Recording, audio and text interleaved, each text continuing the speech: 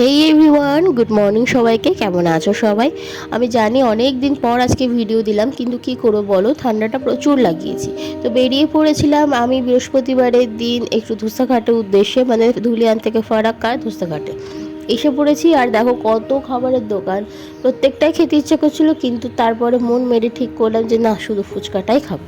যথারীতি লাইনে দাঁড়িয়ে পড়েছে ও, আর এবার আমাদের ফুচকা আসার পালা। এই যে আসলে কি বলুন তো, জিয়াগঞ্জের ফুচকাটা আমার এত ভালো লাগে, এরপরে আবার অন্য কোনো জায়গাকার ফুচকাকে একদম ওরকম লাগে না। কিন্তু এবারেরটা খেয়ে দেখলাম যে না, সত্যি এখানকার ফুচকাটা একেবারে জিয়াগঞ্জের মতো।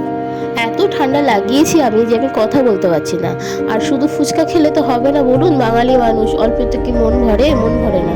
তাই সাথে সাথে একটা দই ফুচকা প্লেটও নিয়ে নিয়েছিলাম, সেটাই তৈরি করছি। আর এই যে চলে এসছে আমাদের দই ফুচকা। আর এবার এটাকে পুরোটা শেষ করবো। রাত্রে খাবার খেতে পারি আর না পারি, ফুচকা খাওয়ার প্ল্যান কিন্তু ছাড়া যাবে না। সচরাচর আমি এরকম করে বেরাই না। আজকে তোমার বললো যে চলো একটু ডেট থেকে ঘুরে আসি, তো আমরা আজকে ফুচকা ডেট করতে গিয়েছিলাম, সেটা দুলিয়ান থেকে ফরাক্কা। এবার বাড়ি ফেরার পথে এসছি, দেখুন রাস্তা প্রায় ফাঁকা হয়ে গেছে, এত রাত্রি হয়ে গেছে। যাই হোক, যখন ঘুরতে বেরিয়েছি তখন পুরোটা ঘুরবো। টাটা।